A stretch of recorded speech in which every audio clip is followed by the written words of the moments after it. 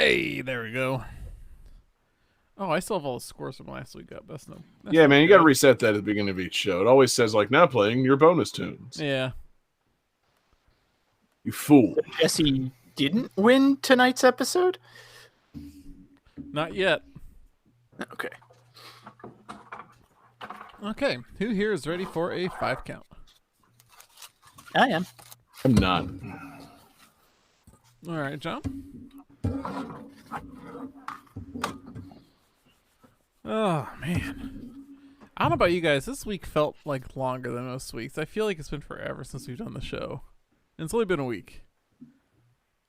Yeah, kind of. It feels like it's been a month. I mean, this is how time works now. Yeah. Time either goes really fast or really slow. There's no in between. Yeah, like it usually sneaks up on me really quick. The show, I'm like, oh shit, it's Wednesday. Oh no, and this time I'm like, yeah, no, I'm ready. I'm good to go. See, that's why you should pick your game before like 7 o'clock. That's true. You should prepare your game. Yeah.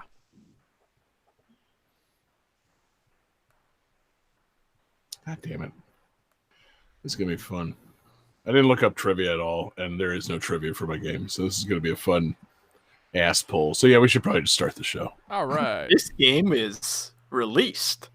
I mean, it's kind of like that, David. Hell yeah. 6 buttons. It's funny. I just clicked on, I realize now the mistake I made. I clicked on something and it took me to a completely different series. I'm like, that doesn't add up. This game doesn't have anybody. We did Pixar games last week. What are these characters doing here? Huh. My game is Resident Evil 4. My trivia is the unique slime enemy. Yeah. It's kind of how I'm feeling. Feeling like a unique slime enemy. All right. I was All just looking at my squishy ball that I have, so. Ooh. Yeah, keep your squishy balls off the stream, David. No, I was thinking of sticky balls. We're doing games from the Gizmondo, right? Are we doing? Yeah. I was thinking of sweaty balls. Are we doing games based on Saturday Night obscure Live SNL sketches. SNL games? Well, there's Wayne's World games. Oh God. Oh, I love that Pat game.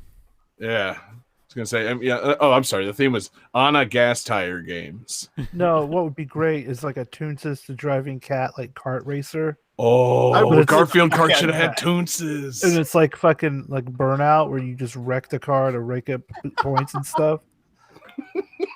Good old Toonses. I love whenever Toonses hijacks the flying saucer. That one's All right, pretty good. Johnny, start it up, man. All right. 5, Game that Toonses.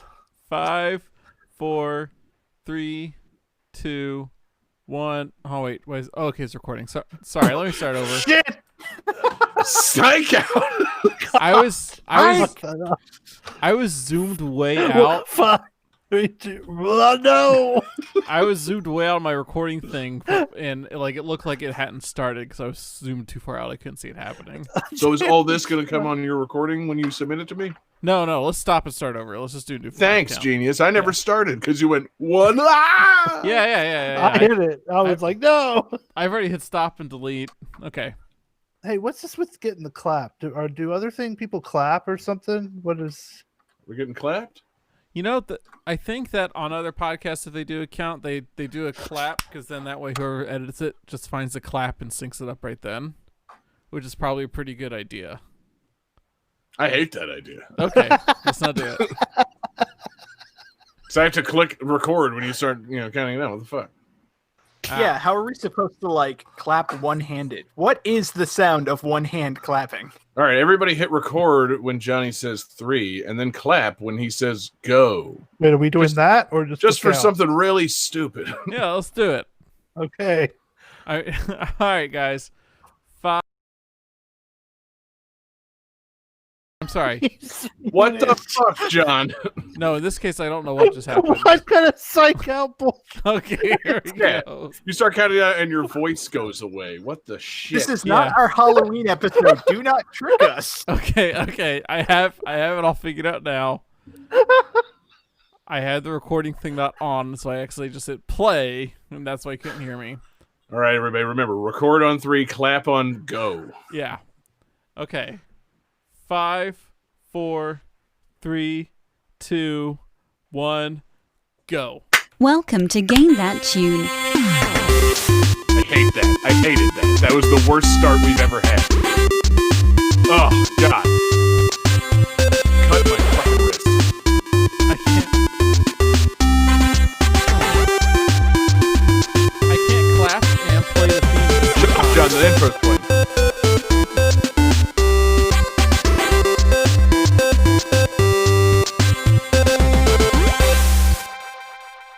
Oh, yeah. What's going on, everybody? It's Game That Tune, clapping back into your house once again. It's ya boy, John Harrington. Here we got John Regan with us. Say hey. Hey. We've got David Fleming. Say hey. Hey. And we've got Jesse Moore. Say hey. Hello. Hi, Jesse. How are you? Oh, I'm fantastic. How are you, John? I'm feeling pretty good, man. Feeling pretty good about tonight's show. You feeling good? Oh, I feel just so good. That's good, man. You know, we're gonna shuffle up the intro a little bit. You picked the theme for this episode, didn't you, man? You feeling good about this theme? Oh, I think this is a fantastic theme. It is. Do you want me to tell you the theme right now? Or? Oh no! Don't tell anybody the theme, because why would you explain the theme if I didn't tell everybody how you're in the privilege of choosing the theme? You know, this is Game That Tune, the internet's #1 and greatest video game music guessing game show. And we are going to listen to some video game tunes. We've each got 3 songs from a game. We're going to try and guess each other's games with the songs, with a little bit of trivia. We're going to goof off and have a lot of fun, and whoever wins gets to pick the theme for the next episode and play some bonus tunes. So, Jesse, you know, we already tipped it. You picked this theme, man, because you won last week's episode. So, what do we got this week? Games that remind you of other games. You know, whether they be spiritual successors or maybe just a game that has very similar, you know, mechanics or design or the same kind of artwork, you know, something that reminds you of another game. So like a game that is a calendar on which you can set alerts that tells you to go play another game? Maybe. A game that reminds you of other games? Oh, I see. Yeah. Like, no, not that. Not that at all, really. So no Game and Watch games. Okay, yeah, no watches, no clocks, period. No mobile games. No Game and Watch games. I'm sorry. I do not want to go first anymore. Yeah. Oh, shit. David has been exposed yet again. No, I think that's a great theme, man. I think, you know, we got... It's a deep well to pull from, because what are indie games in the last, like, 10 to 15 years, if not games that remind you of other games? Like, there are so many games that just, you know, come out in those little download shops, and they're just reminiscent of a game that someone once played, and they decided they wanted to get into game making, and they said, hey, you know what, I've been wanting to make that game that I played when I was a kid, so let me take a crack at it. And then there's also other games that come out as spiritual successors. People leave companies and don't want to, you know, and want to make games that they don't technically have the rights to make anymore, so they make something a little similar. You know, that kind of thing. There's some good ideas, some great reasons to make games that are reminiscent of other games.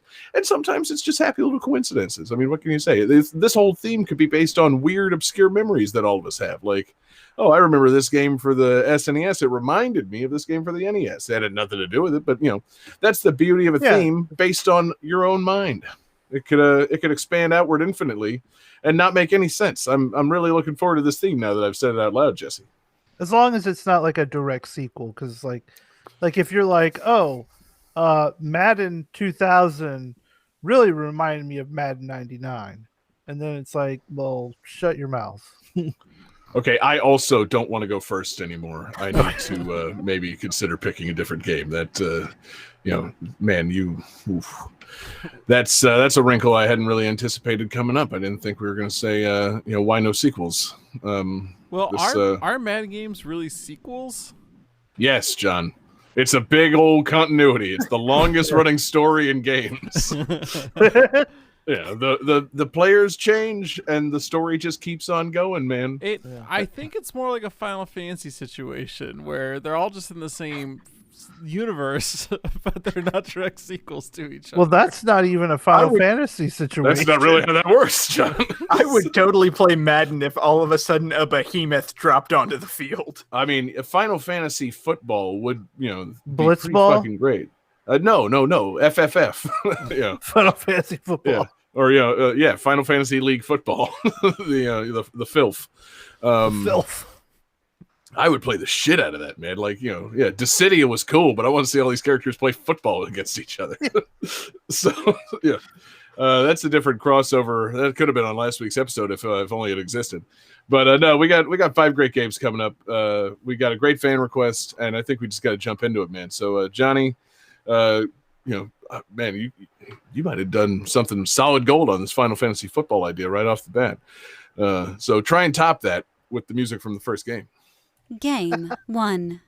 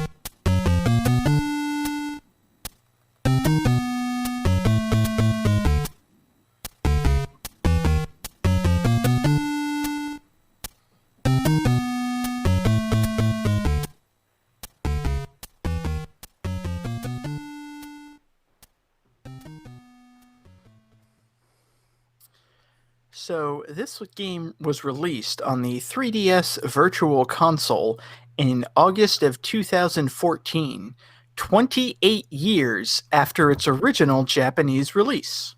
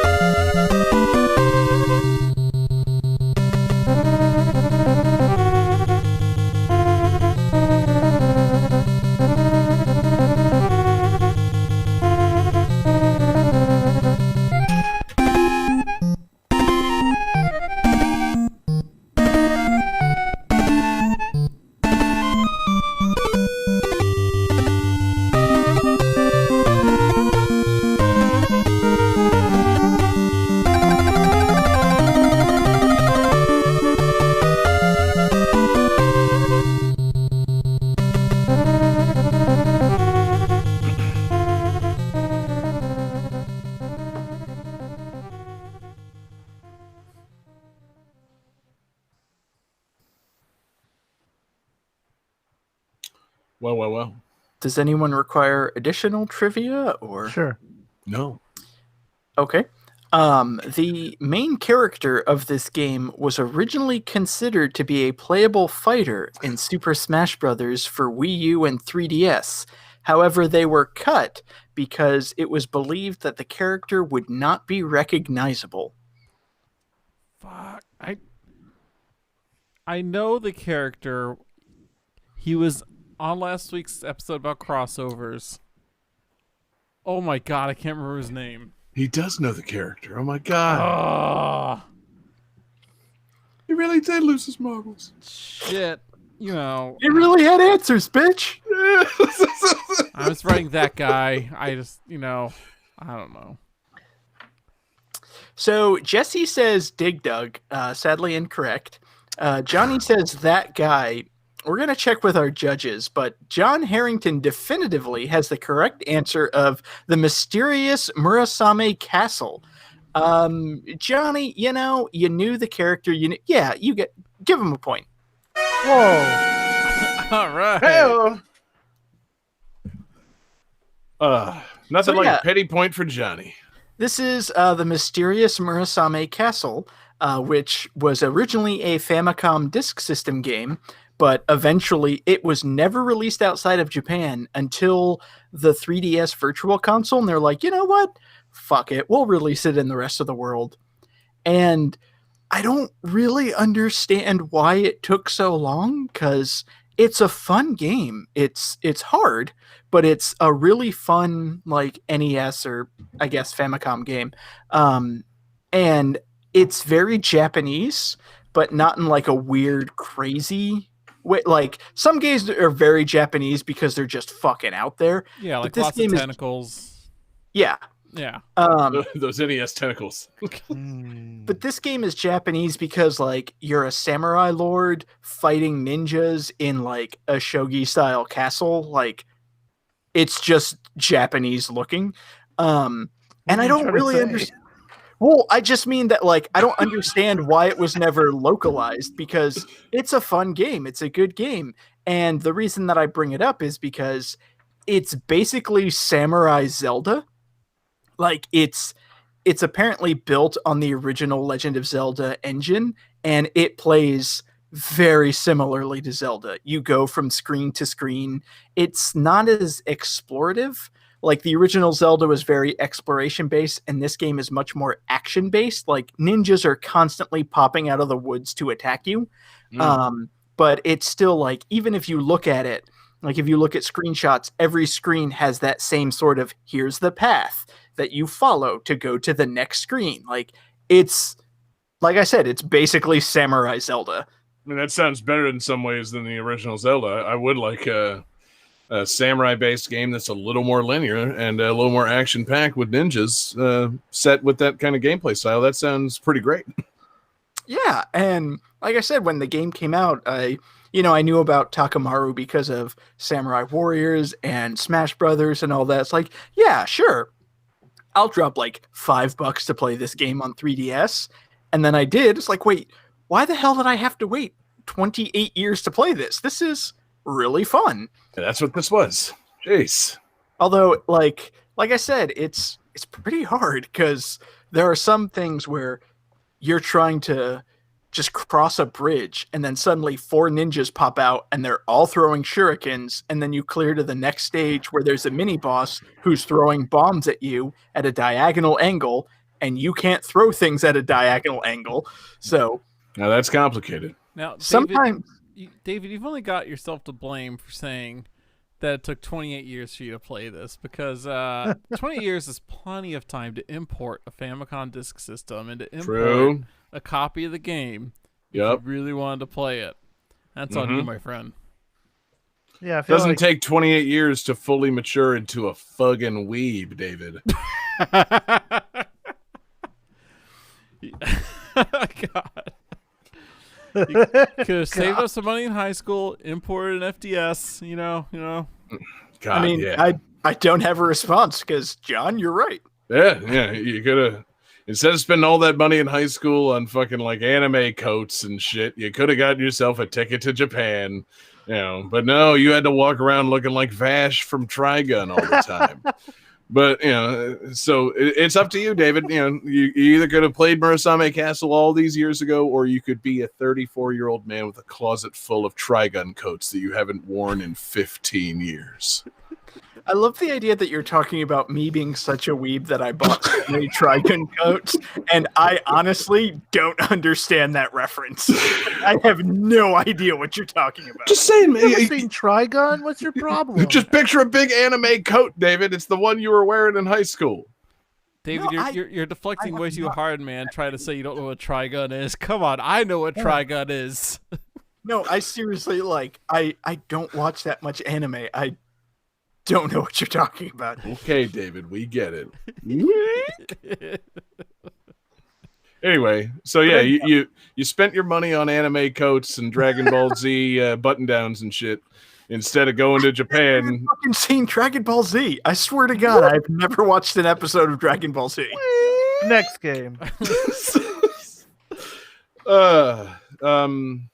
Yeah, so anyway, you spent all that money on Trigun coats and instead of importing a Famicom disk system, which is a thing that Johnny is. That's what Johnny would do. Buying gunplay kits. Yeah. You should have asked yourself all those years ago, WWJD, David, and then imported yourself a Famicom disk system to play Takamaru's Mysterious Murasame Castle. No, honestly, this looks dope, man. Despite the big push that Takamaru's gotten in the last couple of years, I never looked into what this game was. It's cool that they even released it on the Virtual Console. I was already to game over your ass for doing a Japan-only game. Thank goodness for that Virtual Console release. And yeah, why didn't we have this? This looks fucking great. Probably because audiences had to be fickle back then, and if you gave us Legend of Zelda and then followed it up with what was essentially Legend of Ninjas, and it was pretty much the same thing, like American audience would be like, hey, we're not stupid. We see what you did there. This is a very similar game. It's dope. But like, don't just keep giving us the same game over and over again. We're not that stupid. We won't buy games the same but slightly updated over and over again. Not for at least 20, 25 years. And that's why, like, I'm amazed that I can understand why it didn't come out, because it is a very, like, Japanese game based on Japanese history that an American audience wouldn't know. Like, I get that. But also, I'm kind of sad that this didn't come out, because if this came out in America, we would have gotten, like, some weird-ass Game Boy version, like a Game Boy sequel that has nothing to do with this, and then a Super Nintendo version that was fucking amazing, and then probably like a shitty N64 3D version, and then they would have gone back to the 2D roots. Like, this could have been a series in America, and it would have been fucking awesome. Takamaru could have been our Goemon. Exactly. And, Goemon... I love Goemon. I'm saying, like, Goemon's cool. For the people that played it, they know it's cool. Takamaru could have been that, and yet no, it's just a thing that wallowed in obscurity in Japan for a while, and then showed up in Nintendo Land and re-piqued everybody's interest. It's like, hey, hold on, why is that here? There was a game that this was based on. Word, okay, can we get a Virtual Console re-release? And then guys like David, got a little taste for the first time, and yeah, we should have been able to taste this for the last 30 years. What the fuck, Nintendo? That's We could have had like a fun little samurai action series just as like some B-tier Nintendo series, but no, we got like a Famicom Disk System game ported to the 3DS, and then a star-flinging game in Nintendo Land. Yeah. We've all been playing fucking Super Mario Brothers 35 on our Switch. We could be playing fucking the Mysterious Murasame Castle 34. Oh, man. That'd be great. Think about that, Nintendo. Start releasing 34th anniversary editions of your Japan-only Famicom Disk System games. Huh? I mean, as someone who has played this game and seen, like, how chaotic it gets when 4 ninjas jump out of the woods, I do not want to imagine 34 ninjas jumping out of those woods. No. 34 people's worth of, like, destroyed ninjas just piling up in your game. It would be madness, David. It would be pretty fucking great. It's a lot of ninjas. That's a fuck ton of ninjas. Mm-hmm. You could win it, though. I know you could, man. Yeah. Well, I mean, the law of inverse ninjas. Like, the more ninjas there are, the weaker they get. That's true. What? It's like, all the ninjas, they're like Hancock. If they're close to other ninjas, it weakens them. So, yeah. We all saw Hancock, right? Actually, I haven't. 12 years ago. I was going to say, I've seen Hancock, but I don't remember that coming up. Well, he wasn't a ninja, but wait, did Jesse just say he hasn't seen Hancock? I haven't seen that one. Okay, do you care if I spoil it? Isn't it like he has to like have sex to like get powerful or something? No, he's just like he's a scumbag who's like a loner superhero, and he discovers there's another person who's like him, and the whole thing is they actually are like immortal, and they keep on coming in contact with each other, but their powers are reduced whenever they're together, so they keep on splitting up over time and space and whatnot. Oh, okay. But yeah, so like whenever they come together, much like ninjas, they're weakened and ruined, so they have to be apart. That's why one ninja, you got Ninja Gaiden, it's gonna fuck you up good. 1,000 ninjas, yeah, you can slice through them with like the whack of a soup ladle. It's ridiculous. So thank you, David, for introducing us or reminding us of the law of inverse ninjas. Yeah. I mean, it seemed appropriate. I'm so glad we all went to college. This is, God, that's the intelligent podcast information you're going to get on Game That Tune. Us college boys with our ninja trigonometry and shit.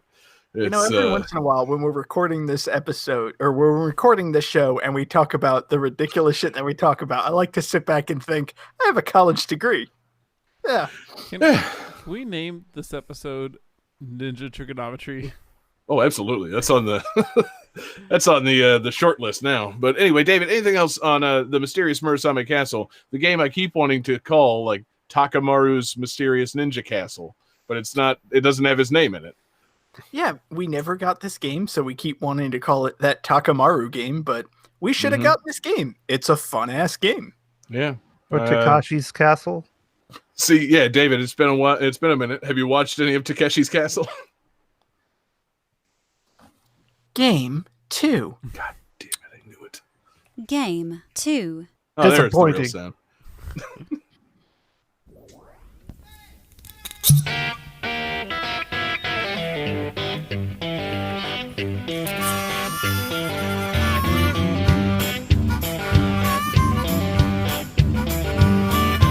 Bright light midnight, I'm feeling strong. Jim Beam giving me the right to do wrong.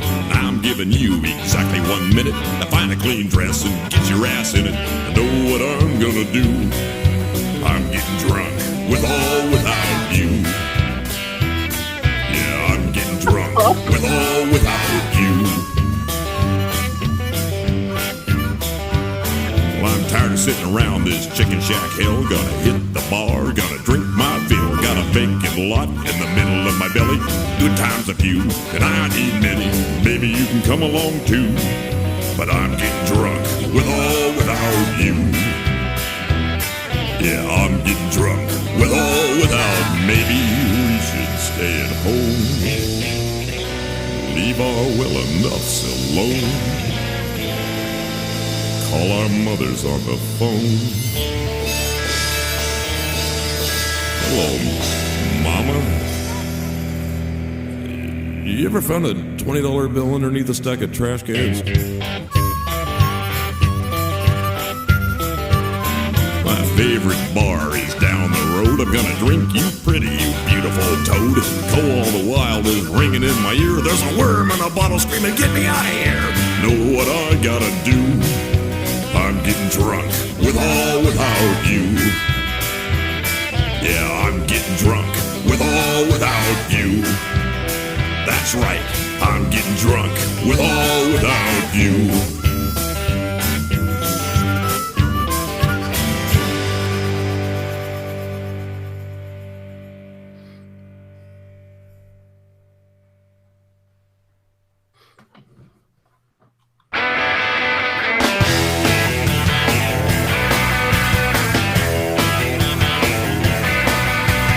Baby's liquored up and she's talking to my friends about this, that, and nothing. Then she starts it all again.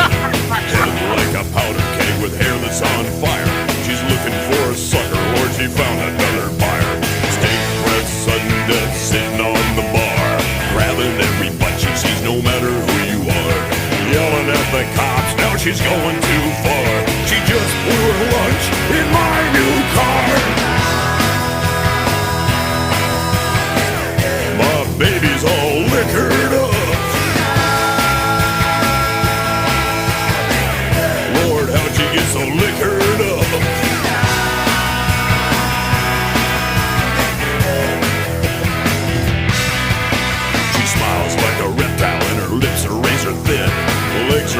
shallow, but her voice can rip your skin. To hide her potty mouth, she hikes her skirt above her head.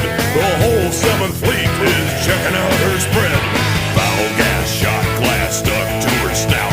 In everybody's business, don't care what it's about. Rum, gin, anything, now it's getting stout. The whole club's praying that she finally passes out.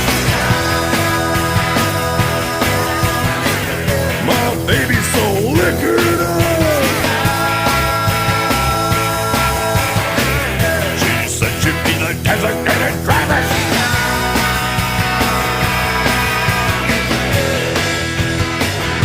Look out, here she goes.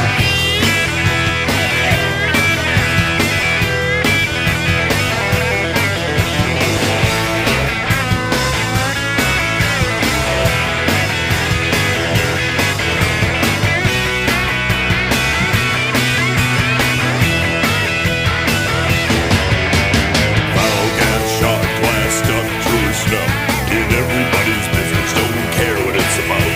Rum, gin, anything, now it's getting stout. The whole club's praying that she finally passes out. My baby's all liquored up. And normally a very nice girl, but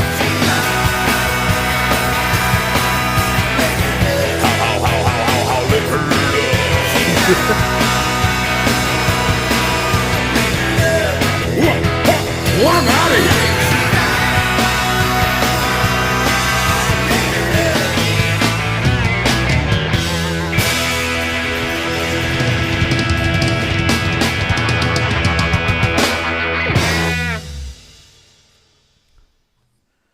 All right, guys.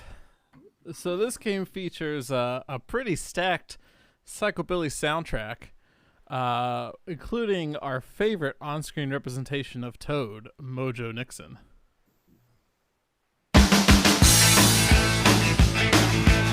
Howdy! I'm gonna tell y'all a story you ain't gonna believe.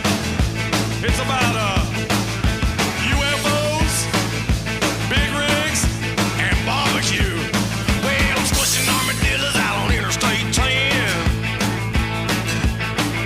Heading down to Houston once again.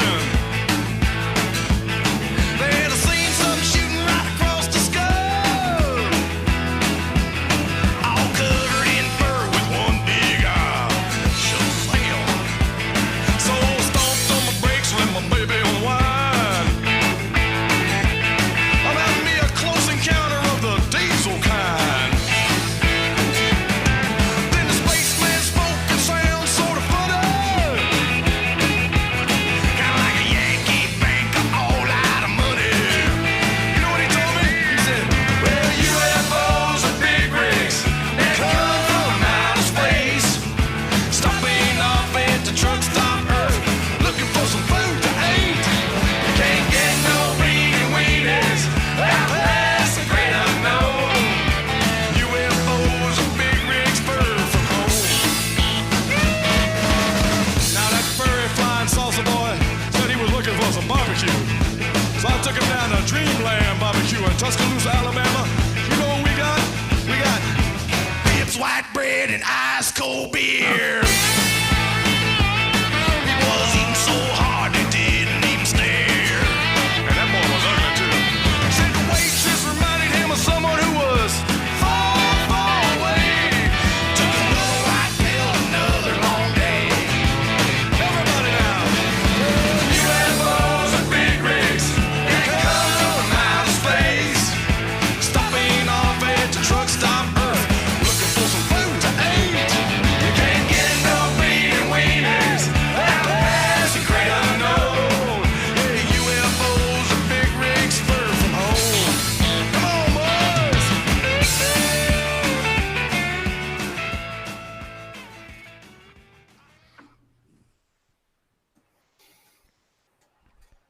That song goes on for the 2 minutes. I'm going to fade that out. Not make us That's repeat probably the whole for the thing. best. Explain the full versions in the podcast, people. It's, oh, man. Johnny. Who's got some answers? That song mentions Dreamland Barbecue, and I've eaten there before, and it's really fucking good. Yeah, I've eaten at the Dreamland here in Tallahassee, man. We should all go there together. So everyone wrote Redneck Rampage, and everyone is correct. This is Redneck Rampage, released in 1997 for the PC. It reminds me a lot of Duke Nukem 3D. It's because, like, one, it runs on the Duke Nukem 3D engine, but two, like Duke Nukem 3D, it's got a lot of crude humor, you know, and sort of... way. Yeah, but ratcheted up to more than is actually tolerable. Like, it's pretty rough. It's so, you know, the game is Wait, would you say Duke Nukem is at tolerable levels? That's what okay, if you say Duke Nukem is tolerable, this is way past it. So if Duke Nukem is intolerable to you, you're not going to enjoy this game. Okay, good to know. Good to know.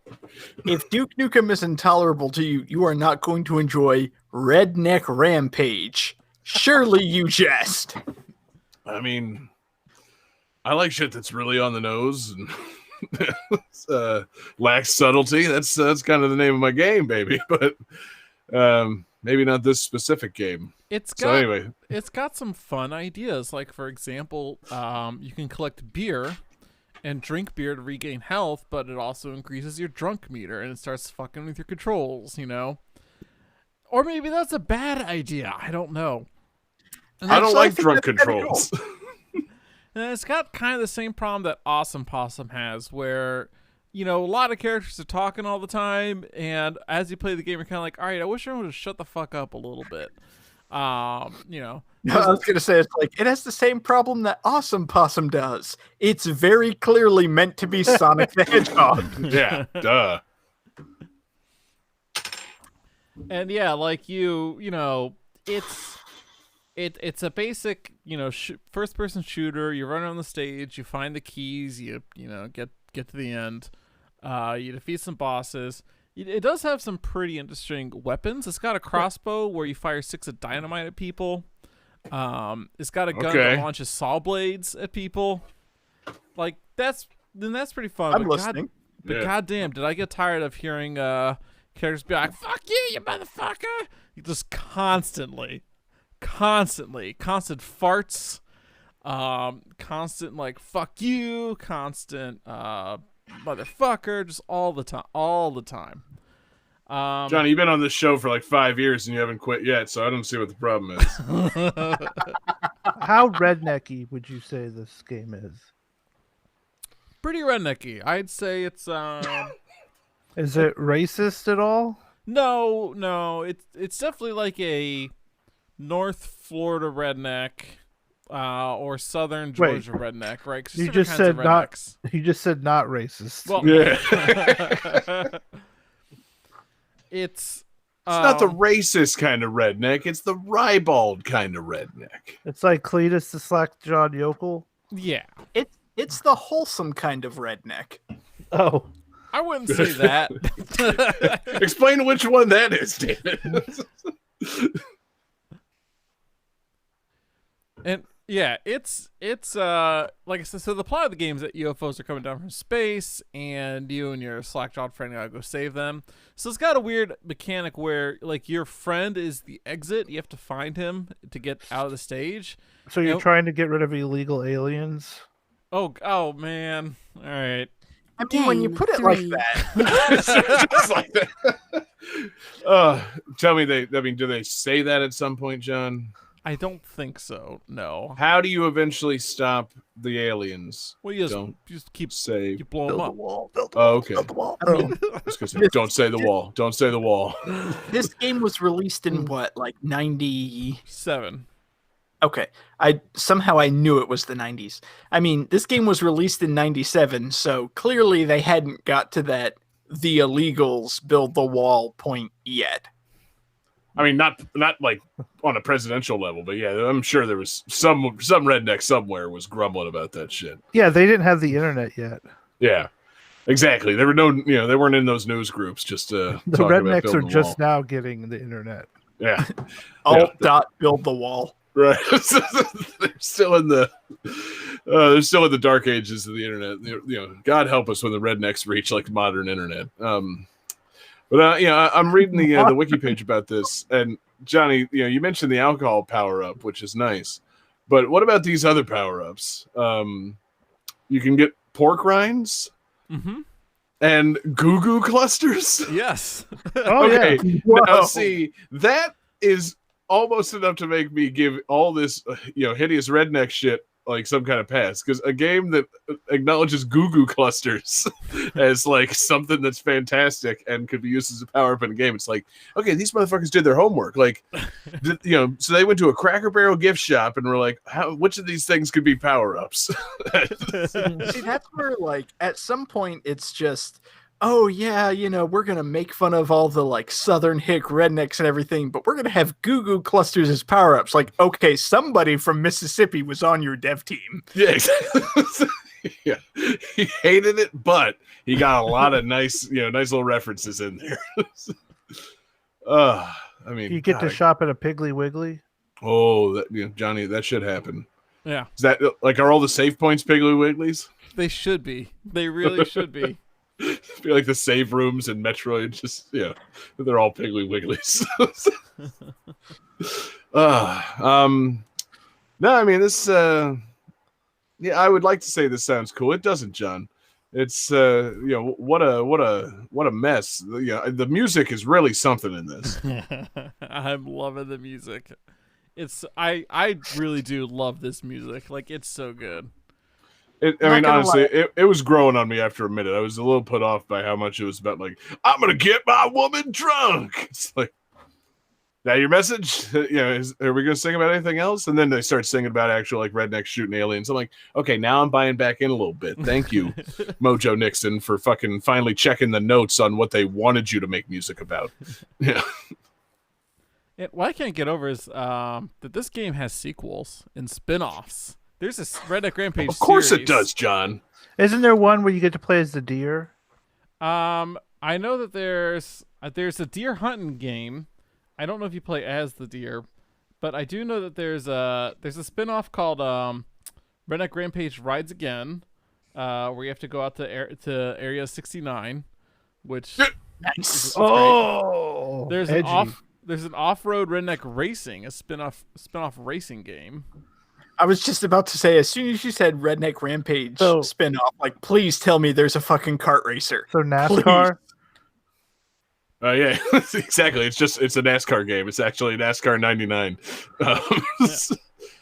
See, I always thought Redneck Rampage itself was a racing game. I guess I never really paid close attention to it. I must have been conflating it with fucking somewhere between like Carmageddon and like Big Mother Truckers. I thought Redneck Rampage was just a fucking like a Twisted Metal type game, but with rednecks. So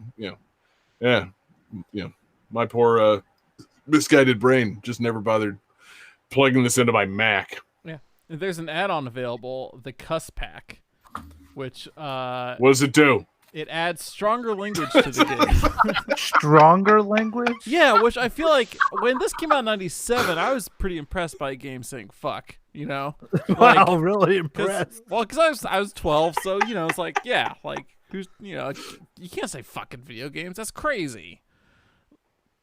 I mean, think of the games Johnny, in '97. you had a Genesis, so you saw blood in Mortal Kombat. Yeah, but that's not swearing. Blood Get the is fine, fuck over David. here. Yeah. It's The swearing. minute Goro says "fuck," hang on. Swearing God, and that- titties are issues. Blood is fine. Nobody cares about violence. That's fine. Mm-hmm. God bless America. God, it would have been great if like Mortal Kombat 3 came along and Shao Kahn had a big set of titties and said, "You fuck." It would have just Fuck on you. adults only. Could you imagine Goro if instead of 4 arms it was 4 titties? Oh, see, Oh, I Dave, am I now. feel like that's Nah, going to yeah, wind up yeah. as a radio David- clip. David, stay off my DeviantArt, please. you cheating, David. You're cheating for these jokes. Wow, yeah. I'm looking at the cuss pack now, and yeah, it was a downloadable add-on for $1 with a credit card to make sure that whoever bought it was actually of age, because only of age people would have access to a credit card, of course. Oh, yeah, yeah. Makes sense. That's your preventative measure. Can't let little kids hear that you say the word fuck. No, certainly not. But but their parents otherwise just letting them play Redneck Rampage would be just fine. But you can't download the cuss pack without a credit card. Does it list what words come with the cuss pack? Yeah, Johnny. I'm looking up now to see if I can find anything here, but I don't know. Damn. No, it just says that it's like outtakes that are all deemed too crude for the retail version of the game, plus some new material. Johnny, I found a clip that says Redneck Cuss Pack every clip. Do you just want to play this on the show? Oh, yes, please. Man. Can you? I'm not set up to do that. Are you able to? Yeah, hold on. Or no, let me. Can I send you something in the chat window? I think so. Can you get a YouTube video going on the show? Yeah, I can do that. All right. Just say, how long is it? Are we going to spend like 25 minutes on the show? 90 seconds. It says Cuss Pack every clip. Do we want to vet it 90 first? seconds. Yeah, so apparently they really go through them. Oh, God. I'm nervous. All right. Hold on. Give me a second. I'll get that out of there. It's good podcast right here, baby. This is us filling the air. Yeah. David, vamp. Come on. I want to suck your blood. Say vamp? You mean like put on a dress and a boa and just waltz around, or No. Put on like kind of a weird Eastern European effect and inject yourself with nanomachines. Come on, boy, shit, get off the Oh, there we go. Were you able to hear that? I hear it. Okay, here we go. Come on, boy, shit, get off the pot, will you? Well, shit, fire, and fuck me running. I could eat a buffalo's ass through an electric fence. I farted, it's wet, and I don't want to move. Chew on that, you pile of crap. Eat lead, you shit monkey. Fuck you and the horse you rode in on. Damn, you suck. I'm so hungry I'd eat the ass end of a menstrual skunk. God damn it, open up! God damn it, open up! Ah, you son of a bitch! You are lower than catfish crap. Ha ha ha ha! Come on, squeal like a pig. You dumb ass. Fucking kick your fucking ass. Fuck. Oh shit. Boy, you are slowing shit through a funnel. Holy shit, we got company. Oh, Jesus Christ, you cock fuck nut. I'm gonna fuck you. I'm gonna fuck you. Get the fuck off my land. You silly my bitchin' fuck nut. Well, my asshole is itching. Ow, fucker! Hey, motherfucker! Clear the fuck off! Get the fuck out of my way! I'll kick your fucking ass, you fucking... I'm the designated ass kicker, fucking puke face. I am Lester T. Hobbs. I can have sex with any dang animal I want to. Male, female, animal. Freeze, fucker! I am the law, Lester T. Hobbs! Take this one in your face, motherfucker! Only one female clip in the whole thing? Wow. I'm kind of amazed that there's a female character at all. Yeah, no, honestly. Jesus Man, Christ. Our free play jingles just get weirder and weirder. Yeah. Nobody, Johnny, I forbid you from making soundboard clips out of any of that. I don't want that to ever come back on the show. Too late. Jesus. There's Although some I do good. kinda like that one of the cuss quotes is like pile of crap. Yeah, oh crap. you're lower than catfish crap. Which I'm pretty sure my godfather said that to me at some point. This shit comes up, man. Those were some redneck colloquialisms, man. That was some real shit. They did the research. Yeah, I mean, minstrel skunk was a little crude. A little? A little, John. Just a little bit. You don't need to eat the skunk out while it's on its period. It's gross enough to eat out a skunk. That's why you pay the extra $1 for the minstrel part. I want that to be the episode title. It's gross enough to eat out a skunk. Oh, there's gonna be so many episode titles. This is gonna be fucking nasty. Anyway, John, that was disgusting and delightful divergence. Anything else on the Redneck Rampage? Nope, I got nothing. No, I don't either. Jesus Christ, I need a shower. How do you top Game that? 3.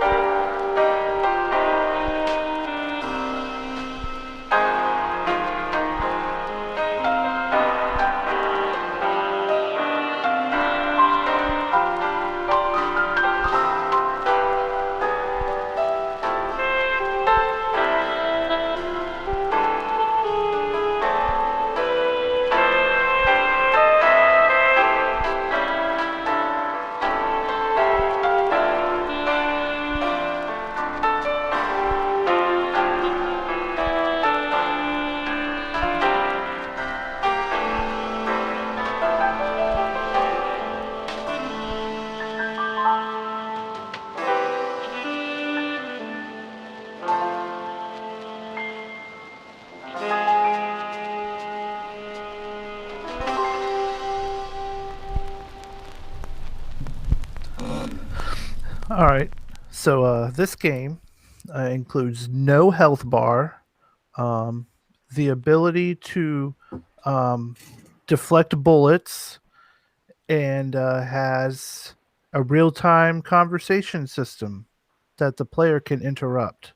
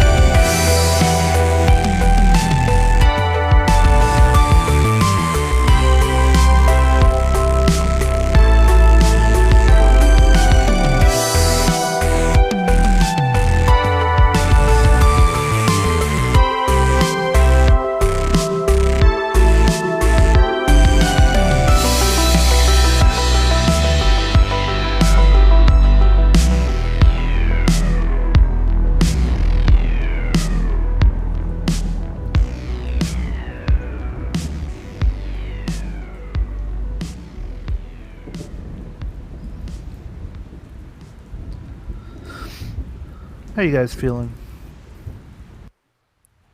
I'm feeling pretty good. Not great, man. Can you give me one more go on that trivia? Yeah, okay. So this game has no health bar. You can deflect bullets with your sword, and the game has a real-time conversation system that you can interrupt. Like while they're talking, you can just start talking over them. And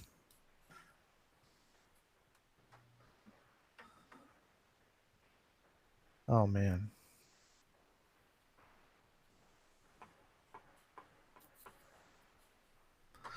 So yeah, this game is cool. And oh fuck. John said Fallout Shelter. That's incorrect. Johnny said some kind of some guy is throwing poop. He's supposed to be smoking a cigarette or looking out over the Oh, city. I see. Okay. Yeah, that's kind of cool, I guess. Very drive of you, John. And David has the correct answer, Katana Zero. This is Katana Zero. And this game is fucking rad. I think rad is a great word for it. First off, it reminds me a lot of Hotline Miami because one, the music is very reminiscent of Hotline Miami. Two, the way the game plays is kind of like in Hotline Miami, you have like a room or a series of rooms set out, and there's dudes in those rooms, and you have to like get in there and kill them quick before they kill you, and it's like the quick respawn. So like when you die, you don't get as frustrated because you can just keep going at it. Yeah. Katana or Katana Zero is just like that, and except from like a 2D like side on the side, and so you're like this samurai dude. Well, he's a guy in a bathrobe with a katana blade, and so you have So doors me. you can kick. Yeah, it was basically you. You can like kick down doors and attack people, but if you get shot or hit, you're dead. So you have to basically kill people before they kill you.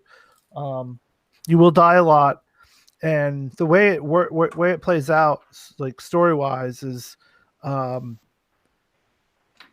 in technically you're thinking about what you're going to be doing, and that's you actually playing it. And then once you finish it, like a screen pops up, and it's like, yeah, that's how it'll work out. And then it'll show you like a replay, like surveillance camera showing you how you played, and it's like that's what really happened. It's weird. The story is really fucking bonkers. It's very Metal Gear-y. Like this is like this weird drug. People are trying to make these super soldiers, and now they're trying to get rid of the super soldiers, but you're like an assassin. You end up meeting this like little girl, and you become friends with her, and it's real weird. A lot of like crazy dreams. There's a therapist you talk to get your medication every day, and like basically he's putting this like super soldier drug into you so you can keep doing hits and stuff. It's wild. It's crazy. It's a really fun game. It's on everything now, I think. I just got it on Game Pass, and No way. yeah. And it's cool. Like the little samurai guy, whenever you pop into a level, it shows him put like earbuds in, and then on the bottom it shows like what song he's listening to, and that's what song you're listening to in the game. Nice. And that's like, it's kind of cool. And like the way the conversation thing works is like, they talk, and there's like a bar with a meter filling up, and there's like a red space where you can just interrupt them, like, I just want to get through this, fuck you. And like a lot of times that'll like upset people, and it can really like fuck up your progress. Like there's like this one part where this girl thinks you're a cosplayer, and she goes on and on and on about it. And if you're patient with her and talk to her, then like later on in the level, like some cops will show up, and she'll be right there, and they're like, hey, why is he all dressed funny? And she'll be like, oh, he's just cosplaying. And then he'll be like, oh, well, okay, you can keep going. But if like you're a jerk to her, then she'll remember that and fuck you over. It's really cool game. Yeah, no, it looks dope. I'd kind of forgotten about it. I totally now remember seeing like clips of it and being like, oh yeah, that sounds fucking great and looks fucking great. Again, yeah, the soundtrack's dope. I love the 80s like coloring of it and just the whole vibe of it.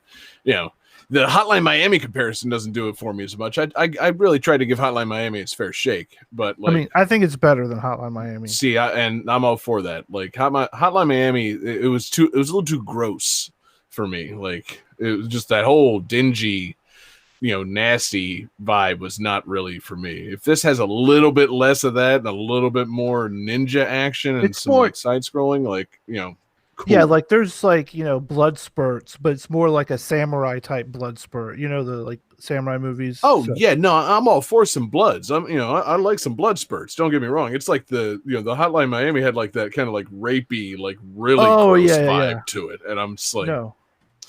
I don't know if that really does it for me at the age that I'm at. Like, no, it's not rapey at all. Good. Okay, cool. 0% rapey.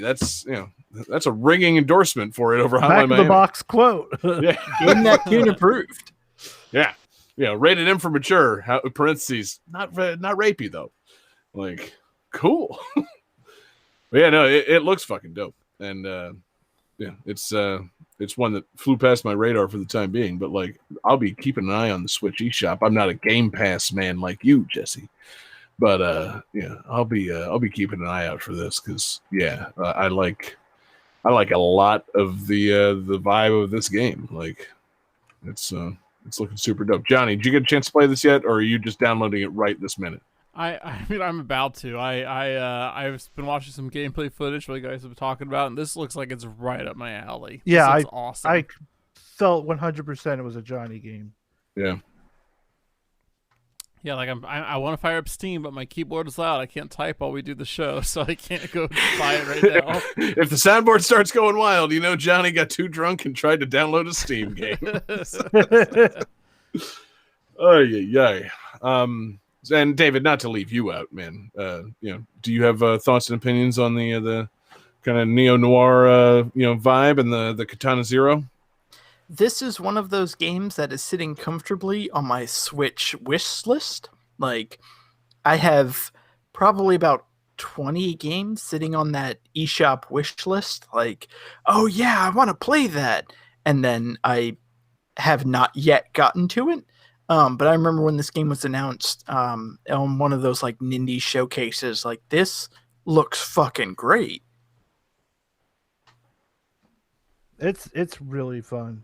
I think I'm almost close to beating it. I just started playing it last week, so I've been going through it. I know Messenger was speaking very highly of it as well in the Discord. So. Yes. Alex Messenger, of course, of VGM Journey, maybe the second best podcast in Erie, Pennsylvania. Probably. But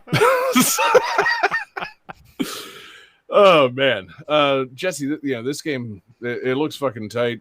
Again, fantastic soundtrack. Do you have a composer shout out on this one? Because I feel like you must. It's just too delightful. Yeah, it's Ludowick and Bill Kiley. Okay. Yeah. That is getting into Game That Tune Radio just as soon as it possibly can. Not during the show, Johnny. Seriously, keep your cans off the keyboard. I don't want to hear the soundboard going off. But that was some good shit, man. That was God, I love that. That vibe. It's been speaking to me more and more lately. And that's why I tried to try out Hotline Miami. It's like, hey, I like the sound of this. And then you get into the game, I don't like the vibe of it. So if this game combines the sound and a little bit better vibe and just a little bit more fantasy, like fantastical realism, then I'm all the way in on this game. This game sounds fucking great. Like, it's very Metal Gear-y. Like, now you're speaking my language. Yeah. Jesse, just mention how Metal Gear things are every time you need to sell me a game. Like, on the scale of 1 to Kojima, it's pretty Kojima. Okay. Now we're talking. It gets, like 3.5 Kojimas out of 5? I want a list of things maybe that 4 you can Kojimas. rate on a scale of 1 to Kojima. Yeah, okay. For the record, if you want to recommend things to me, start doing it on a scale of, out of 5 Kojimas. Fractional Kojimas are acceptable. So yeah, just remember that for future reference. I will respond to that every time the right way. That's fucking great. Great game, great soundtrack, fantastic pick, Jesse. And Johnny, I think we got to keep it moving, man. Oh, oops. Whoa! Game 4. New game 4.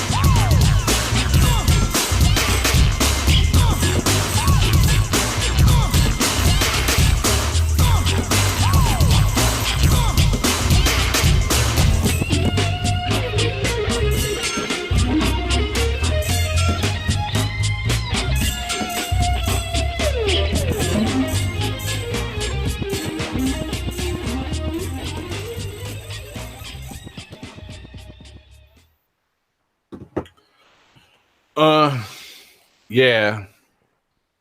Woo. Nearly every vehicle in this game is based on a real-world car, obviously without using any licensed names.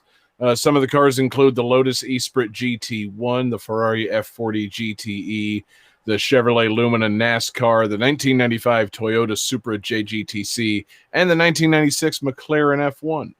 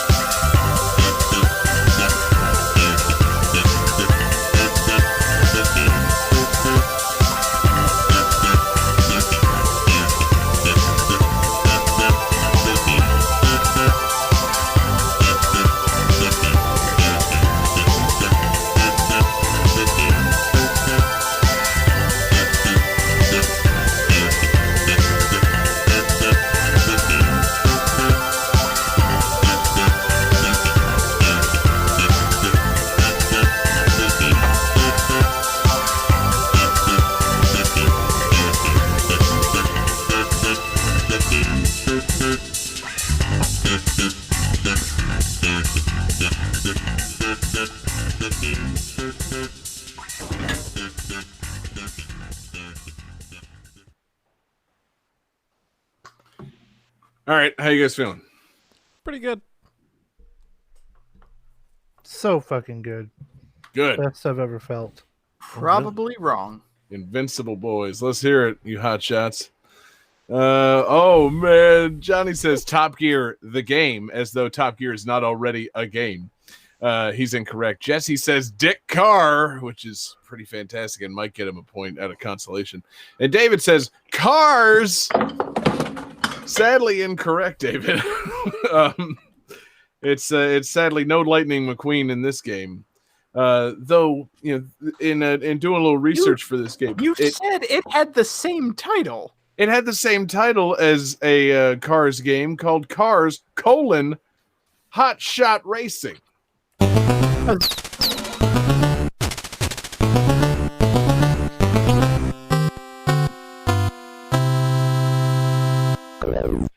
That's right, partner. This is Hot Shot Racing.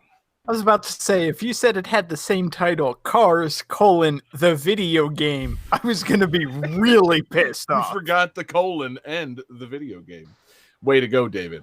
No, see, the video game is implied. How many games? I feel like there's only a few games that actually made the, you know, like the phrase the video game that explicit. I feel like, and Cars wasn't one of them. I feel like if a Cars video game came out, they called it Cars, or they called it Cars Hot Shot Racing. But like, what was it, like Peter Jackson's King Kong, the official video game of the movie?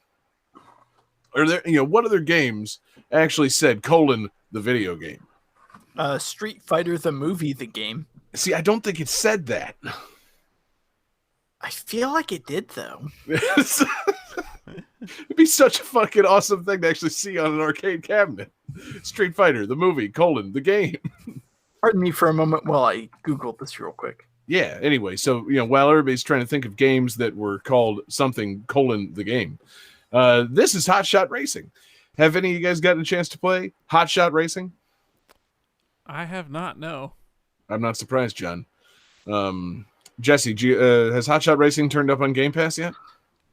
Um. The virtual racer looking game. Oh, I wasn't going to say that yet. That's that is ultimately something it reminds me of. But yeah, it's Sorry. no, Yeah, I have played that. It is fun. Oh, you played this? Good. Yeah. Yeah, no, this game's pretty dope. David, you get a chance? I want to take this segment to say that the correct title is Street Fighter: the movie. People later added on the game. Yeah, it's to differentiate Street Fighter the movie, the game, from Street Fighter the movie, which was based on Street Fighter the game. It's just the All of that is just a long-winded way of me saying no. I have not played this. dang. This game is pretty fun.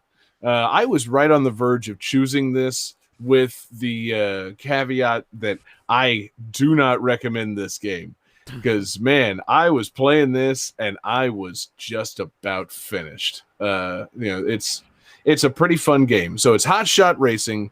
It's developed by. I'm sorry, I had it here. It's definitely it involves Sumo Digital, who have worked on many worthwhile games.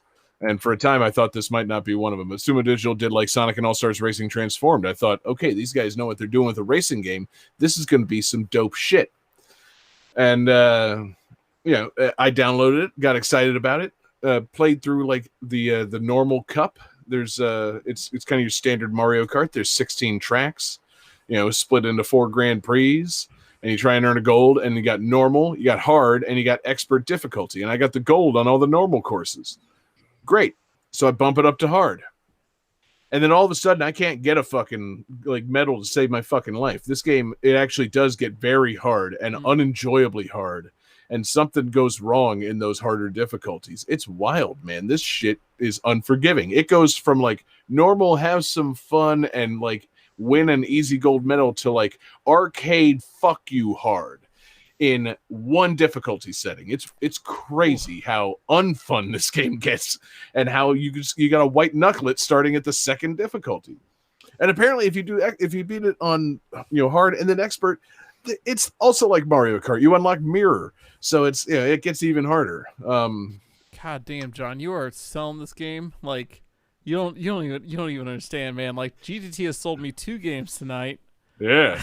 No, I mean, honestly, that's the thing. So, like I said, I was going to not recommend it based on how much I wasn't enjoying the single player mode. Like, it's got a cool vibe. It's a 90s throwback. It's got the polygonal cars. It looks like Virtua Racing. It plays a lot like Ridge Racer. It's reminiscent in some cases of, What game? Ridge Racer? Wait, is that how you're supposed to pronounce it? Yeah, it's Racer. It's Ridge Racer. Okay, that one. Okay, David said it right. Damn it, I was building to that. It was supposed to be like that Stone Cold call and response, like what? It's Ridge Racer. What? Ridge Racer. And then ultimately the drawn out I. But thank you, David. That's what I'm here for. Yeah, I was gonna say it doesn't really have the moments of being reminiscent of Outrun very much, even though I guess it is inspired by that. Except for maybe like some of the coastal settings. It's reminiscent of Daytona, USA. It's just reminiscent of those arcade polygonal, kind of like Sega fucking racing games.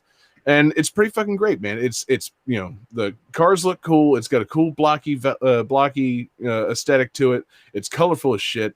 There aren't a whole lot of diversity. There's not a whole lot of diversity to the environment. It's got like a mountain, a desert, a coast, and like a city, and they do different tracks through those. But it looks cool.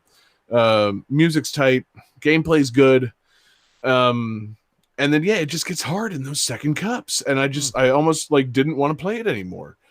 Like the you got to in order to really like master the game, you got to do a lot of drifting, which I'm down for a drift. I'm a Mario Kart boy. I do some drifting, jump into those turns and whatnot.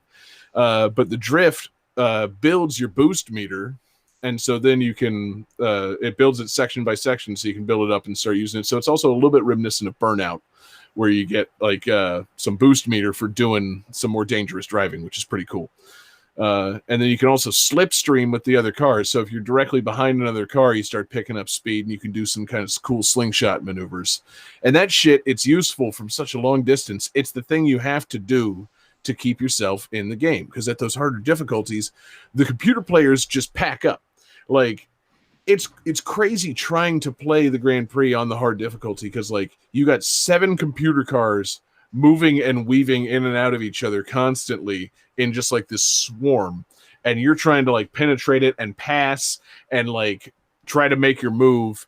And if you make one wrong move, like on a curve, if you start, like if you do a boost and then try to drift past some guys and take first, someone's going to come and like pit maneuver you and bump your ass. And it's not like, Sonic or Mario Kart where it's a little forgiving. You kind of swerve back and get back on the course. Like, you hit that wall, you're stopped dead in your tracks, and the rest of the race has gone without you. Like, you make one mistake and you're fucked. It's so tough. So God damn it. It demands some like kart racing or like some arcade racing perfection starting at like the 2nd difficulty. It's wild. Oh, I gotta play this right now. I love games that fuck you hard. I really do. Like, man. And like, I'm all for that. But like, with some modern touches, like games where you get killed over and over again, but restart, pretty close to where you were, don't frustrate me as much. But like, when a game is arcade hard like this, and you get wiped out, and it ruins your race, and you hit restart, and it restarts you at the beginning of the Grand Prix, not at the beginning of that race. Now we got a problem. That's some old shit. That's done. Like, I don't like that shit. Yeah, so it's old school, baby. It's old school hard. And for that reason, I was just about done with it. I was about to delete it and just never play it again because I wasn't having fun with it. And then I had a buddy come stay with me. My buddy Tony's here right now. He's not on the show. He should be. I should have had a special house guest edition to Game That Tune for my man Tony, though he also said, no, I don't want to be on your podcast. He's staying with me, and we played some 2-player on this shit. And this is a fun game when you're playing 2 players. They've got some fun modes. You can do a 2-player Grand Prix, you can do a head-to-head race, and then they've got a cops and robbers mode where you're trying to evade the cops, and the cops are trying to damage your car, and it gives you the ultimate punishment. If you get destroyed, it turns you into a cop. And then you have to join the cops to take down the remaining racers. So, like, you can win if you've been turned into a cop by destroying the remaining racers. And the remaining racers win if they complete the race without being destroyed. It's kind of like a fun little versus destruction mode. And they have a mode based basically on the movie Speed. It's called, I can't remember what exactly it's called, but it's basically like, stay above this speed or your car's going to explode mode. And so it's a race where basically, you fuck up and have to slow down for some reason, your car's going to explode. And it's just a cool like eliminator race. And this game is so much more fun when you're sitting with a buddy on the couch playing that shit. Like, I was so frustrated playing this game solo, and then me and Tony got together and played some of that shit. And it's like, actually, this game I might not delete it. I think I'm keeping this. This is cool. Fun. It's a lot of fun. So yeah, and it's got 4-player local. Like, if we get together, we all got to play this. This is the kind of game where, like, you feel so much less cynical in playing a game when you and 3 buddies are fucking each other over versus when you are getting fucked over by 7 computer players. It's a phenomenon in games. Like, it's just more fun despite the weird difficulties when you're playing with your friends. That's just something I realized playing this game in the lead up to the show. So I honestly, I've gotten to the point where I'm enjoying it. I'm never going to attempt to play the single player Grand Prix mode ever again. Like, I have no interest in doing that. I don't, I'm not like Johnny. I don't, just take my belt off and start putting welts on my back. I like to enjoy the games that I play. And so I found a way to enjoy this game, and I'm very happy that I did. So it's pretty cool. It's got that great 90s blocky vibe. Like I said, reminds you of Virtua Racing. It just reminds you of all that old school, like, Saturn PlayStation shit. The characters are great. they've all got cool cars. You can customize the cars and it's all cosmetic. The endings are great. They've just got these little vignette endings for each character. So like I've been playing as Marcus, the Jamaican guy, who seems to be just like a riff on Usain Bolt. Like he's a Jamaican guy who's obsessed with being the fastest person in the world. And so you beat the game with him, and he's telling the story like I thought after my career in track and field was over, I would never get to be fast again. And then it's like him leaning against the car. It's just got this like slick vibe. It's like him leaning on the car with the sunset, and then like the camera shifts and he's looking at an airplane, and it ends with him like flying a fighter jet. Like speed is only he does like this whole just a little cool vignette about how like you gotta keep going fast. I'm like, this is some 90s arcade ending type shit. I'm super into this. So, if I had the desire to keep playing the single player mode and unlocking those endings, I'd get them for everybody. But it's not something I desire to do. What I want to do is get all of us together and play the game because the game's fun. Johnny, have you downloaded the game yet? As soon as I can touch my keyboard again, I'm doing it. Oh, right. Shit. I forgot you. We've got you tracked within the confines of the show. Anyway. Game's good, soundtrack just fine. The composer Jason Heine, hilariously juvenile name. It's probably Jason Hine or Hain or something, but it's spelled Heine, so we're gonna be childish about it. Good soundtrack. He tried to obviously invoke or evoke feelings of that 90s arcade racing style. So like the live viewers tonight got the short versions of the songs. Obviously, podcast listeners will get the longer versions, which is reminiscent of that outrun style music. It goes 5 or 6 minutes without looping. I like that in a racing game song. I like a song that's it's made to be the length of a race without looping. It's a nice touch. And so pretty good soundtrack for a pretty good game that will be a lot more fun when I get the chance to play it with you guys. And, that's how I'm going to speed through this thing, man. I'm not going to slow down, Johnny. It's time to move on. Game 5.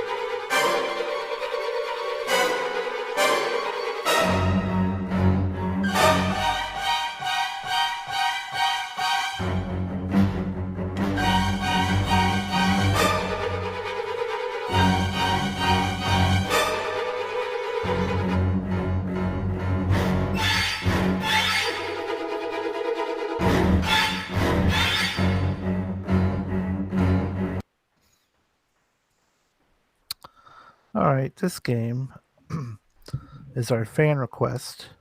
The soundtrack for this game was made by the same guy who did the soundtrack for the original film.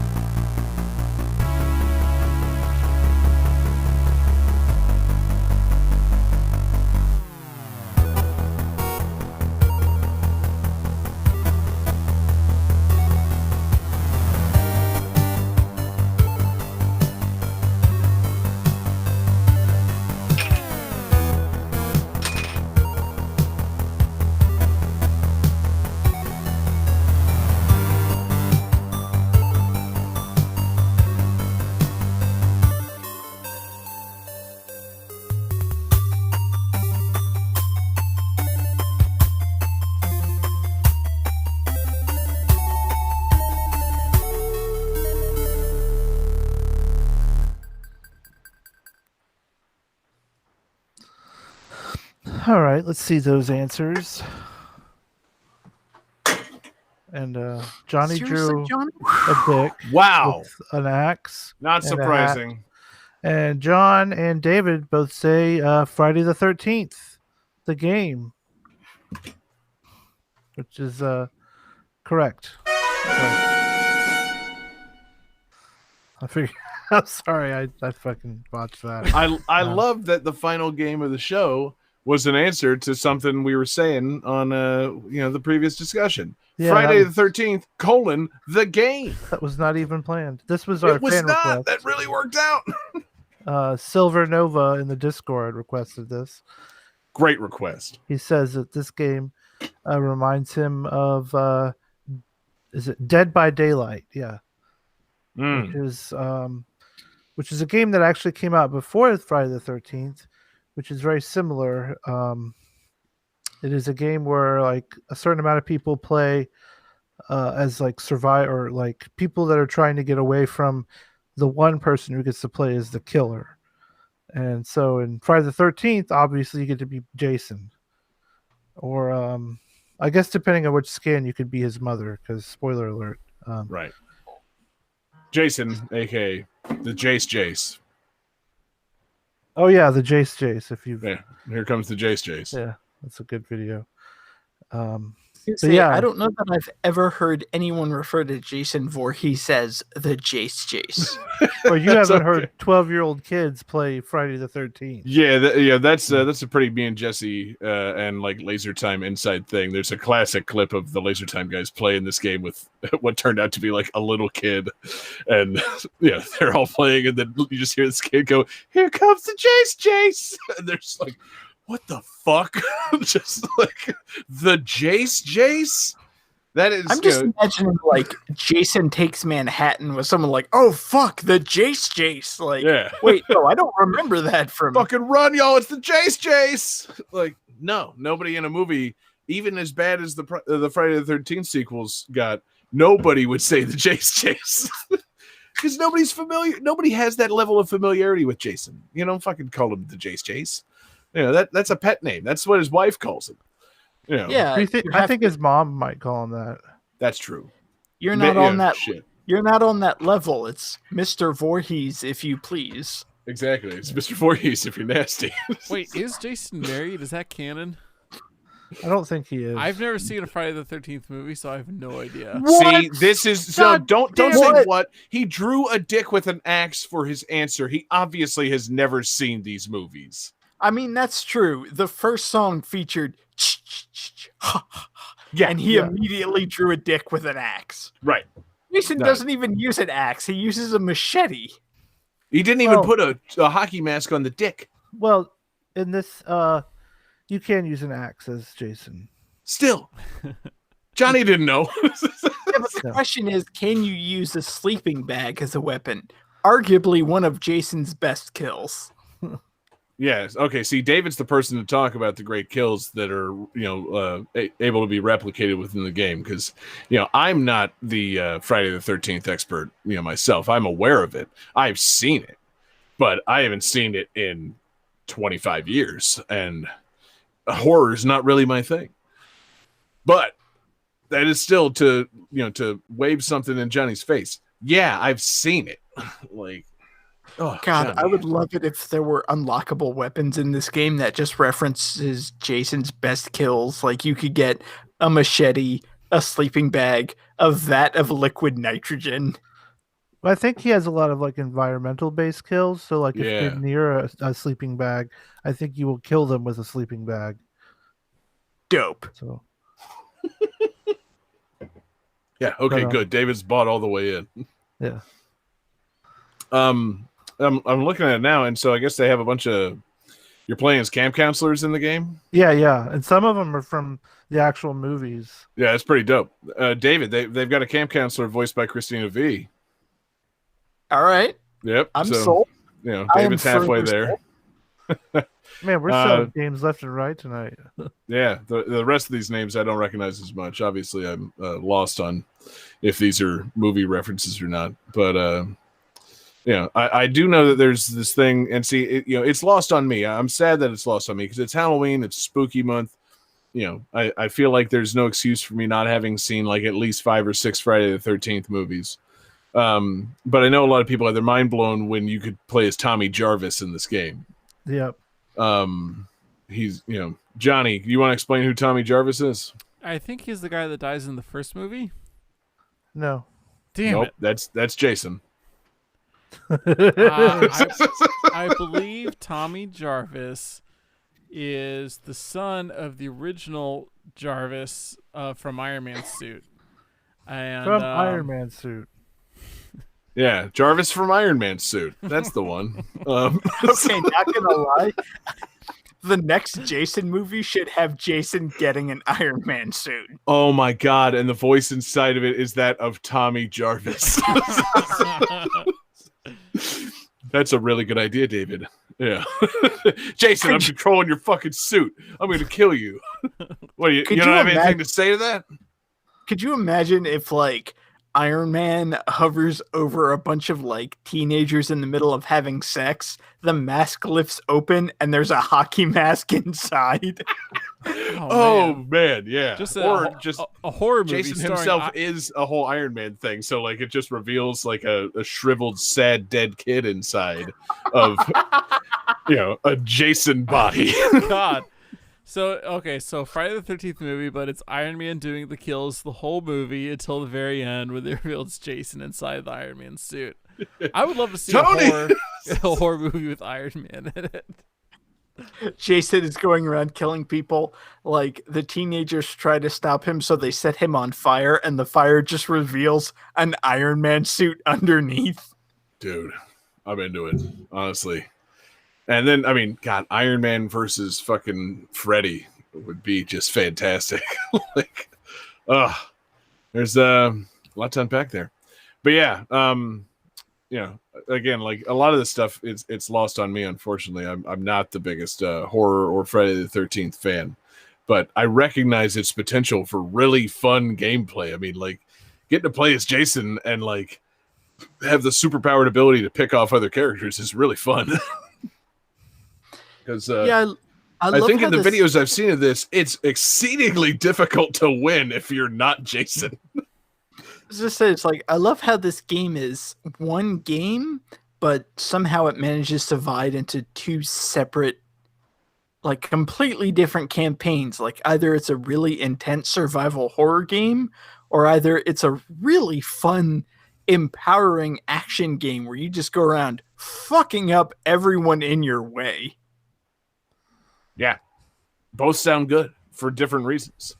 Like, yeah, it's cool. It's got its appeal for like both sides. I like the asymmetrical gameplay, and I like the idea of getting to play as Jason and just like fucking everybody up, but also like trying to strategize, and find a way to kill Jason, and But I do like that initially it seemed like people were trying to figure this game out. It's like, yeah, this is fucking impossible. Like, you can't do this. And I guess ultimately they did find ways, namely Tommy Jarvis. But yeah, no, it's cool. It sucks that it kind of came and went. It seems like the kind of game that would have been perfect for like Wii U.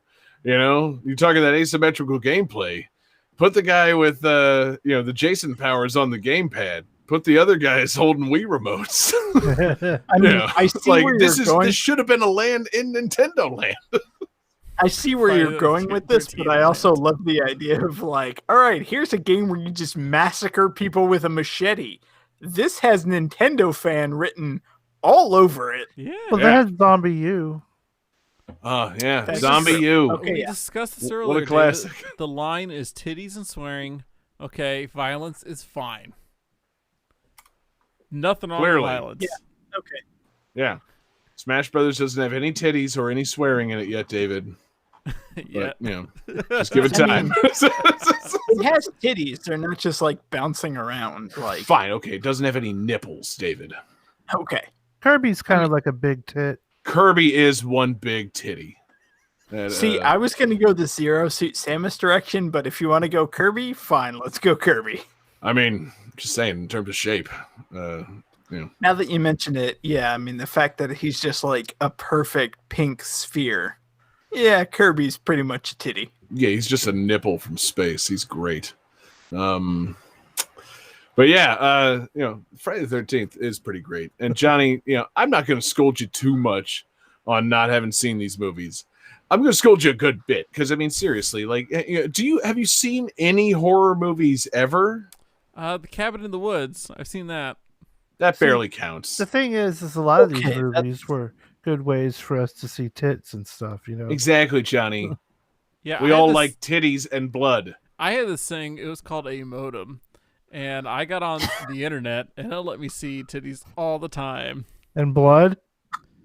No, but I wasn't looking for that though. Are you serious, John? As early as like 1991, 92, Yep. you had a modem and the ability to download titties? Yeah. 94, we got our first modem, so not that early, but Yeah. Johnny, I was well into my should not have been watching these movies for years phase by 1994. Like, I had a friend of mine that was born on October 13th, and so he got to have a Friday the 13th sleepover every single year, and we just watched these movies. And I usually tapped out after the first one because I was a few years younger and I went home. But the point is, these movies were made available for kids at an inappropriate age, and I saw them. And that's the difference between you and me, Johnny. I wanted to see the violence and the titties, and you just wanted to fiddle around with your computer and watch your, I don't know, 90s family comedies. How many times have you seen Homeward Bound, John? like 10 times. I knew it. Fun fact. Ask me about Step by Step. God damn it. Fun fact. The first R-rated movie I ever saw in theaters was Freddy vs. Jason because it came out on my 17th birthday exactly. Mm-hmm. That's good times. And I think shortly thereafter, you and me went back and saw Terminator 3. Sadly lacking in the titty department, but pretty good in the crappy action department. Which is weird because we both went in thinking like, oh hell yeah, Christiana Loken, and then female Terminator. There's got to be a nipple. It's just simple math. You see Schwarzenegger's ass every movie. That nipple's showing up. Nope, it did not. So there's my 17th anniversary frustration with Terminator 3 coming to light. Goodness. No TX nipples. God, whoever has the next movie poll, a Jason movie has to be on there. And Terminator 3. Rise of the Machines, baby. David, we got to go back, man. I was going to say, I really love the idea of like having a series of movies and us doing a commentary on one somewhere in the middle and none other. That's what's up, man. Terminator 3 is the perfect movie for that. 3, and then none of the others. Yeah, so it's going to be like Friday the 13th Part 4, Terminator 3, Live Free or Die Hard. I was going to say Harry Flintstones, Potter Viva Rock Death Vegas. Gallows Part 1. Yes, that's the one. That's the kicker. Yeah, God. These are all great. I've never seen Terminator 1 or 2, so Terminator 3 would be a good place to start. What the fuck, man? Oh, Johnny, you're gonna give me a goddamn heart attack. You've never seen my favorite movie of all time. This is upsetting. Wait, is it 1 or 2? 2. Okay. Yeah, absolutely 2. Like, oh man, John. Yeah, I think your 90s card is revoked, man. Yeah, you did Much not like exist in the 90s. Diplomatic Immunity by Danny fucking Glover in Lethal Weapon 2. Your 90s card, it's just been revoked. Game over! That's what happened. He killed that racist diplomat from South Africa and played the Toot Toot Sonic Warrior song. Lethal Weapon 2's dope. Put that on the poll as well. I mean, the fact that you owned a Sega Genesis and your 90s card has been revoked is pretty fucking impressive. It's telling, man. You were a very 90s kid, except in a lot of the ways that it took to be a 90s kid, Judd. This is, it just... God, the tapestry just gets richer and richer. All the ways in which you just weren't the guy. Does it get richer and richer? It sounds like it's getting way less richer. Yeah, the riches are discovering how fucking much you missed out on. It's bizarre. It's like an anti-tapestry. The house of cards is falling down, man. House of cards is building up, and the building blocks are Johnny sucks and didn't see the right movies.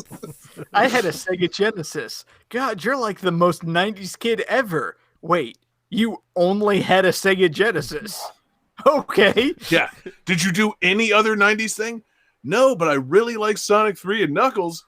Not 90s enough. Hey, I played Pogs. Get out of here. We all played Pogs, John. Anyway, Friday the 13th, though. Fun game. A lot of fun. I feel like it did kind of come and go. It was a cool little game that was kind of hot there for a minute. I enjoyed watching people play it on Twitch and stuff. I never did get into it myself, but I like it. I like the idea of a horror game based on a classic movie franchise with some asymmetrical gameplay. Like, that's the shit. And Jason is great for that. The logical sequel would be a Freddy game, in which, like, somehow it takes place in dream worlds that are highly, like, able to be manipulated. I think, there's some great ideas out there. So, God, could you imagine a Freddy game that was basically like a Mario 64 whimsical platformer, except someone was stalking you to kill you? it sounds great. And, like, but no, every now and then, Manhunt. But, like, every now and then it was, like, the floor that tried to kill you. It would turn into Freddy and try to fucking kill you. Or, like, Freddy would turn into a chain chomp and be like, "Har, har, bitch!" and just, bust out of that thing and kill your ass. Like, that sounds great, David. Okay, now you're talking. Like, you want to talk about Nightmare in Dreamland? Like, let's do a platforming game in which any character can, like, Agent Smith itself into Freddy and kill your ass and call you a bitch. That is a fucking impossible game to design, but it sounds great. I love the idea of Nights into Dreams, but Freddy Krueger. Yeah. Whoa. But almost every object can call you a bitch. It's God, that sounds good. Johnny, how many Freddy movies have you seen?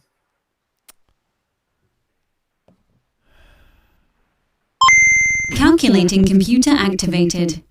Computers. Beeps. Space! Boops. Scoring complete.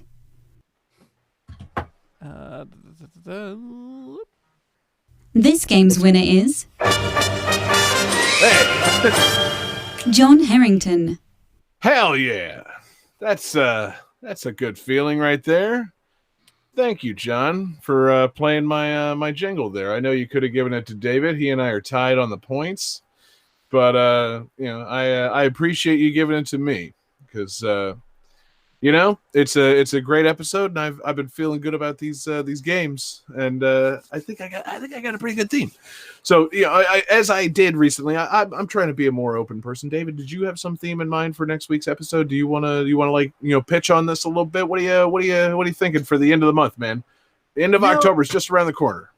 It's I'm gonna throw it to you. You won it fair and square ? It's your theme. I like fair and square with an asterisk. That's my kind of win right there, baby.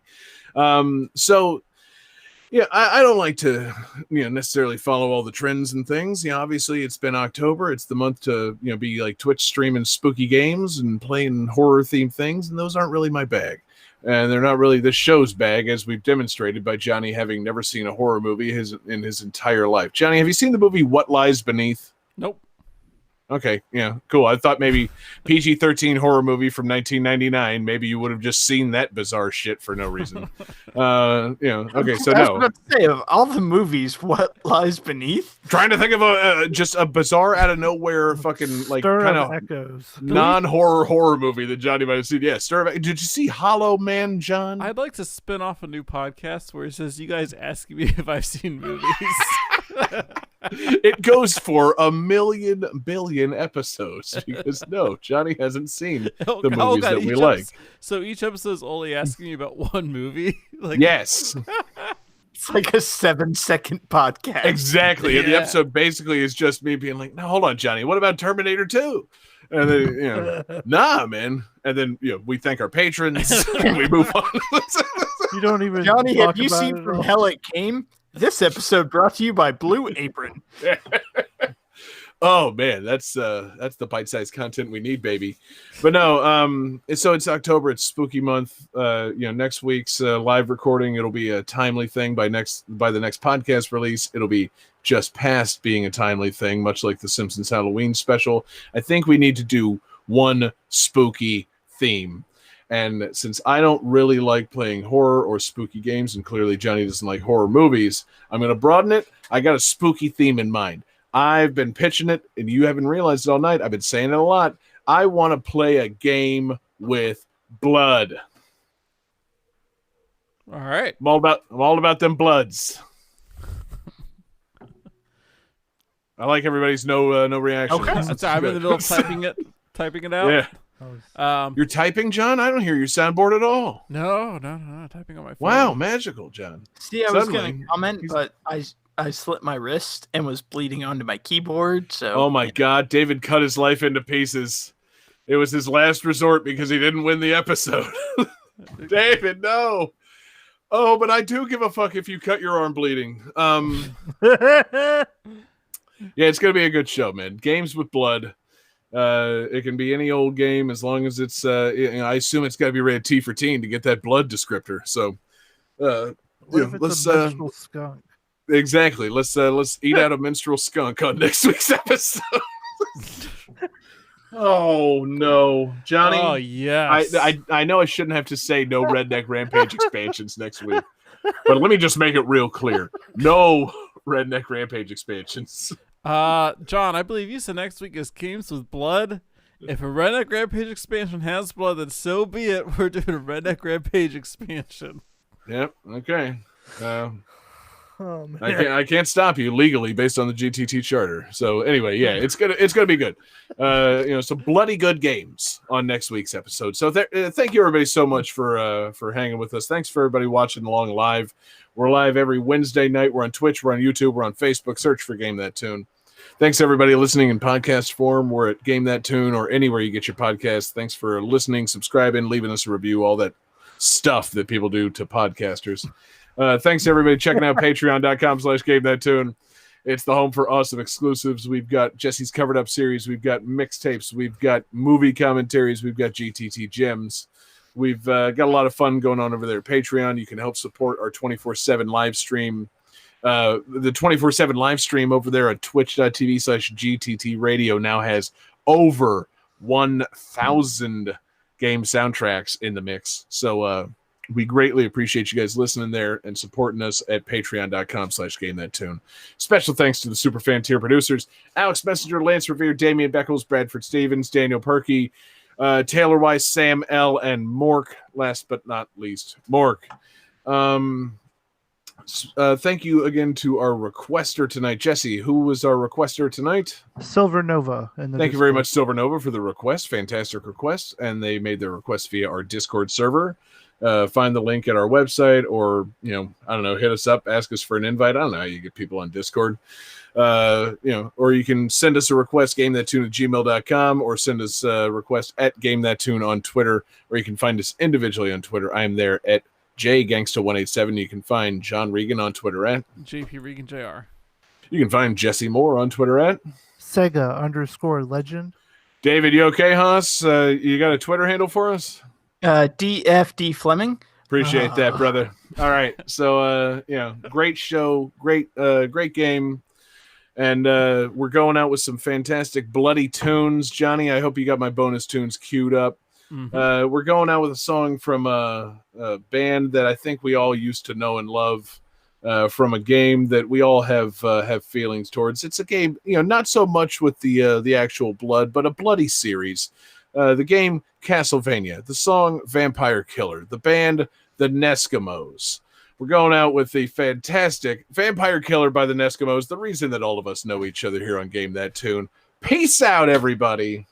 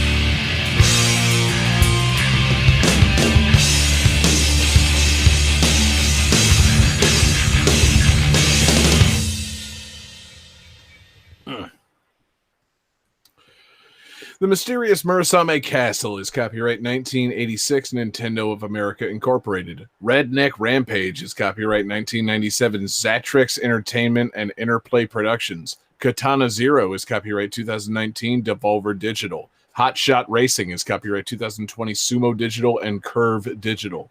Friday the 13th, The Game is copyright 2017, Ilphonic and Gun Media. All right, and all our Twitch boys stick with us. Let's get a little raid going. Jesse, you got anybody in mind? I got a guy that I follow that seems kind of nice. I thought we might raid his channel. You're muted. I don't see anyone else any better. Yeah, there's this guy that I followed him one day. He seems like a nice guy. He's playing some game called Superliminal. I don't know how to pronounce the name. His name's Kydrin. Seems like a nice fella. So we're going to send you over to his channel. Try to build that community, babies. So enjoy the Twitch raid, people. And we are out of here.